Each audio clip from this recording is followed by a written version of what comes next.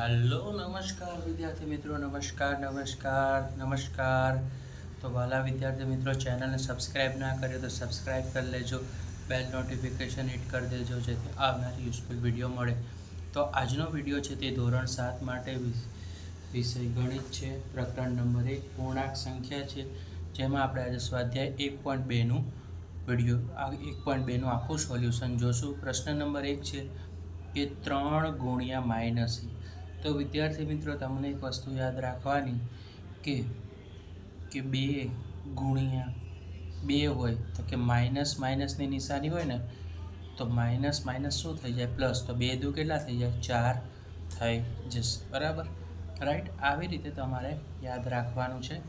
આ તો ખાલી સમજૂતી માટેનો। તો હવે આપણે પ્રશ્ન નંબર 1 જોશું કે 3 ગુણ્યા માઇનસ 1। તો તમે અહીંયા જુઓ કે બરાબર, સૌથી પહેલાં આપણે કહીએ કે 3 ગુણ્યા 1 એટલે કેટલા થઈ જશે 3।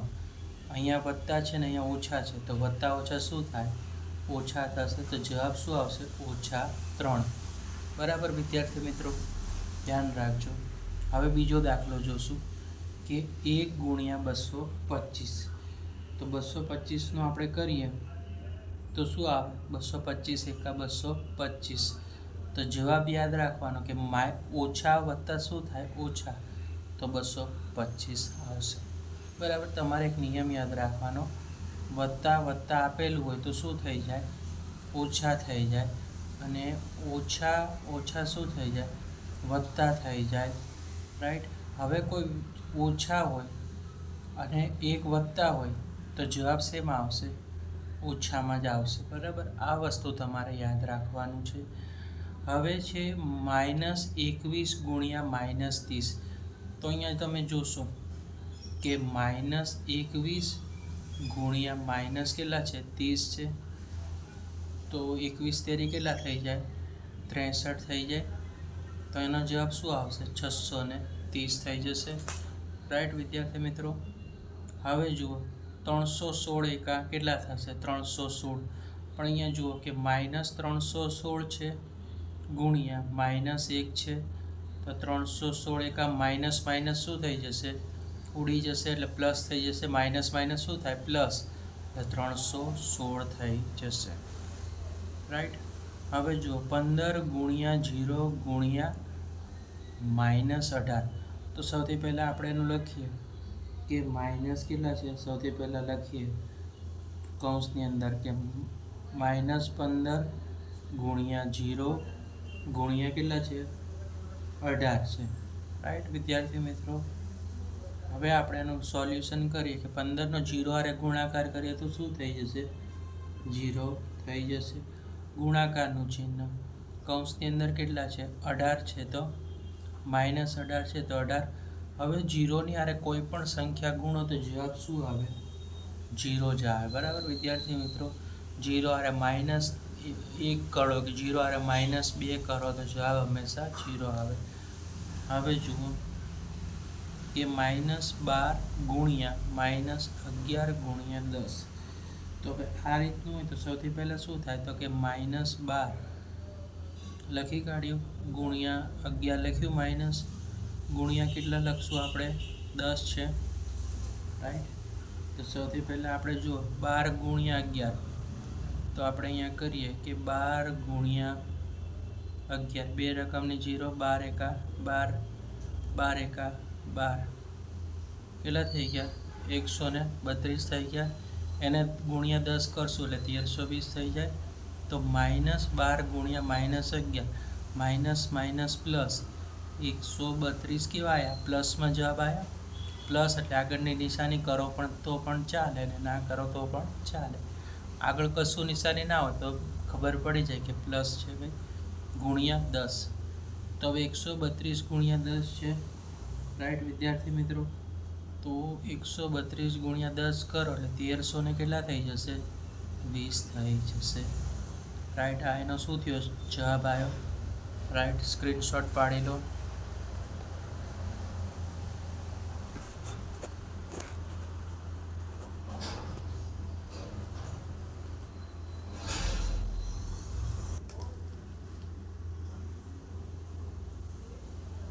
9 ગુણ્યા 3 ગુણ્યા 6, 9 ગુણ્યા 18 એટલે 18 નવા કેટલા થઈ ગયા? 162 થઈ ગયા વિદ્યાર્થી મિત્રો. હવે ચકાસો છે કે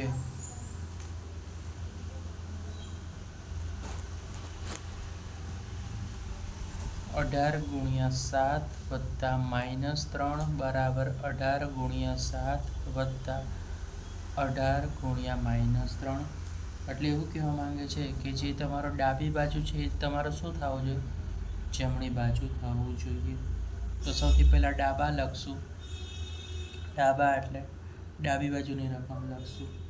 તો ડાબામાં શું આપ્યું છે? તો સૌથી પહેલાં આપણે 18 ગુણ્યા કેટલા છે? 7 કૌંસની અંદર છે આપેલું છે આપણે 7 વત્તા કૌંસની અંદર -3 આપેલું છે. કૌંસ શું થયો? અહીંયા સમાપ્ત થાય છે. ઓકે, તો હવે શું કરવાનું?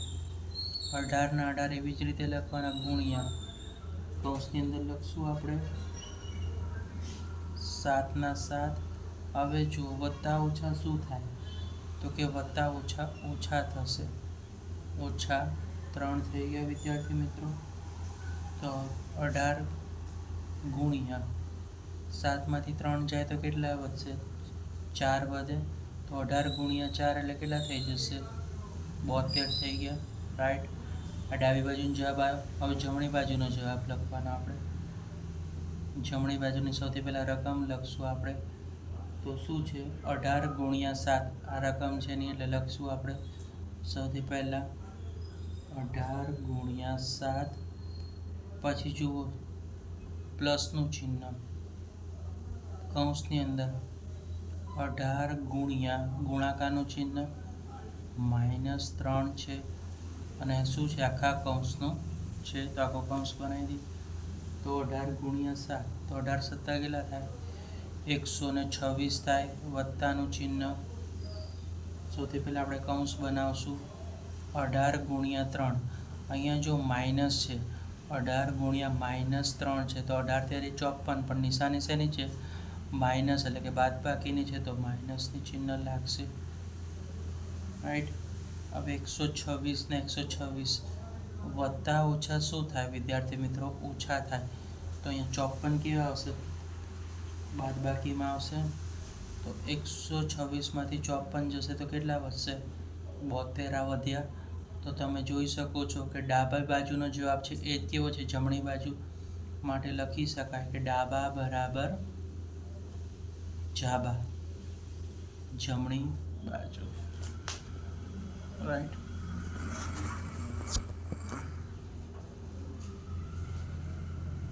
હવે જો -21 ગુણ્યા કૌંસની અંદર -4 વત્તા -6 છે કૌંસની અંદર. રાઈટ. તો હવે આપણે જોવાનું છે. અચ્છા, અહીંયા રકમ રહી ગઈ છે લખવાની વિદ્યાર્થી મિત્રો. બરાબર જવાની રકમ છે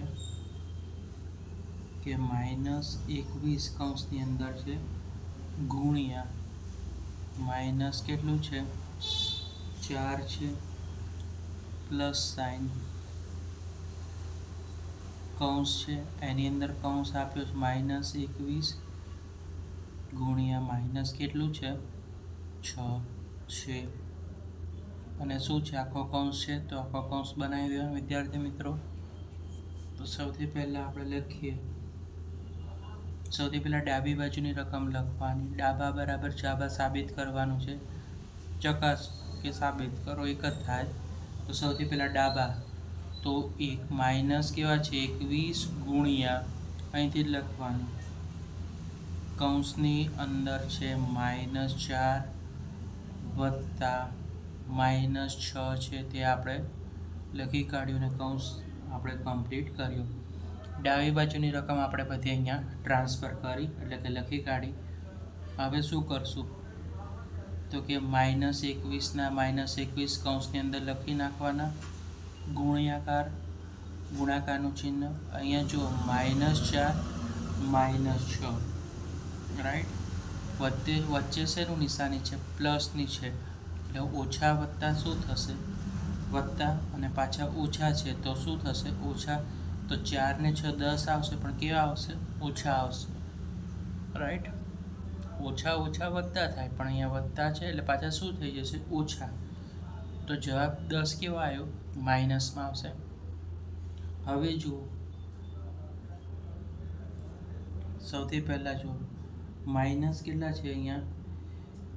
21 ગુણ્યા કેટલા કરવાના છે? 10 કરવાના છે. તો સૌથી પહેલાં માઇનસનું ચિહ્ન શું થઈ જશે? હટી જશે. તો કે 21 ગુણ્યા 10 થઈ જશે. માઇનસ માઇનસ શું થઈ જાય? પ્લસ થઈ જશે. તો 21 ગુણ્યા 10 કરીએ તો કેટલા વધશે? તો 210 આવી જશે જવાબ. રાઈટ? ડાબી બાજુનો જવાબ કેટલો મળ્યો આપણને? 210 મળ્યો. હવે જમણી બાજુની વાત કરીશું આપણે. તો જમણી બાજુની રકમ લખશું આપણે. કૌંસ બનાવો, એની અંદર કૌંસ -21 ગુણાકારનું ચિહ્ન, પછી કૌંસની અંદર -4 વત્તાનું ચિહ્ન, કૌંસની અંદર -21 ગુણાકારનું ચિહ્ન, કૌંસની અંદર છે -6 છે. રાઈટ? અને આખો કૌંસ છે તો આવું કરી નાખવાનો, મોટો કૌંસ બનાવવાનો. રાઈટ? હવે માઇનસ માઇનસ શું થઈ જાય? પ્લસ થઈ જશે. તો 21 કેવા આવશે? સૌથી પહેલાં પ્લસ થઈ ગયું, માઇનસ માઇનસ. કૌંસની અંદર કેટલા થશે? 21 ગુણ્યા 4 માઇનસ માઇનસ પ્લસ, તો 21 ગુણ્યા 4 પ્લસમાં આવશે. વત્તાનું ચિહ્ન, માઇનસ માઇનસ પ્લસ. તો કૌંસની અંદર આપણે લખશું, સૌથી પહેલાં પ્લસનું ચિહ્ન કર્યું આપણે, પછી માઇનસ માઇનસ શું થાય? પ્લસ થાય. તો 21 ગુણ્યા 6 કરી નાખીએ. રાઈટ? રાઈટ? અહીંયા પ્લસનું ચિહ્ન કરો તો ચાલે, અમુક જગ્યાએ કરેલું છે તો કરી નાખીએ આપણે. ના કરો તો પણ ખબર પડી જાય. 21 ચોકું કેટલા થઈ જશે? 84. 21 ગુણ્યા 4 કરો તો 84 મળે. વત્તાનું ચિહ્ન, 21 છ કેટલા થઈ ગયા? 126. 84માં 126 એડ કરો એટલે કે પ્લસ કરો તો કેટલા મળે? 210 મળે. રાઈટ? તો જવાબ મળી ગયો. ડાબા બરાબર જાબા. રાઈટ? પ્રશ્ન 3 એમાં પહેલો છે, કોઈ પણ પૂર્ણાંક સંખ્યા a માટે કૌંસની અંદર છે -1 ગુણ્યા a બરાબર શું થાય? રાઈટ? તો હવે જુઓ, એનું આપણે સોલ્યુશન કરી નાખીએ અહીંયા કે પૂર્ણાંક સંખ્યા. હવે પૂર્ણાંક 1 માટે કોઈ પણ પૂર્ણાંક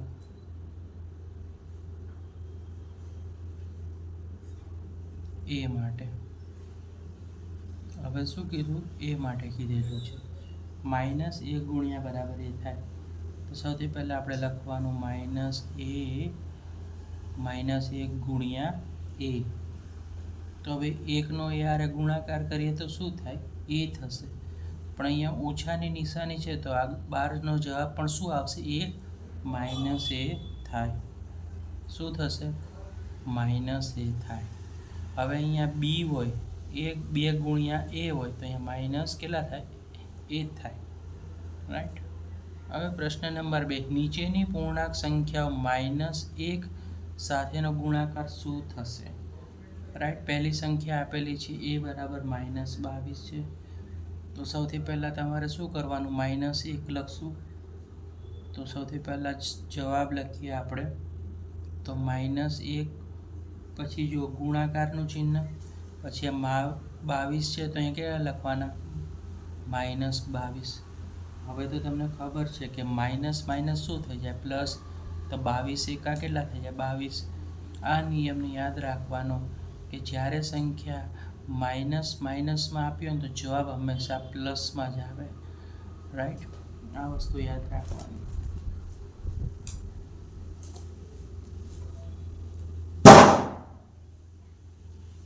હવે છે 37 છે.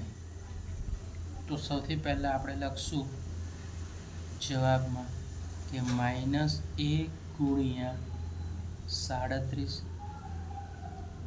તો હવે જુઓ 37 એકા કેવા થશે? 37.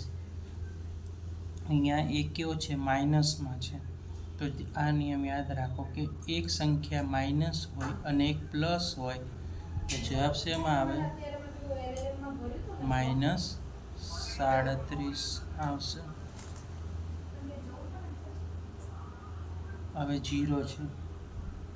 -1 ગુણ્યા 0. તો 1 ગુણ્યા 0 કરો તો શું આવે? 0 આવે. આ નોંધ છે.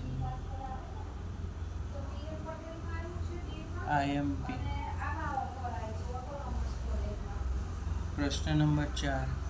-1 ગુણ્યા 5 થી શરૂ કરીને નિશ્ચિત પેટર્ન વડે વિવિધ ગુણાકારો લઈને દર્શાવો કે -1 ગુણ્યા -1 બરાબર +1 થાય.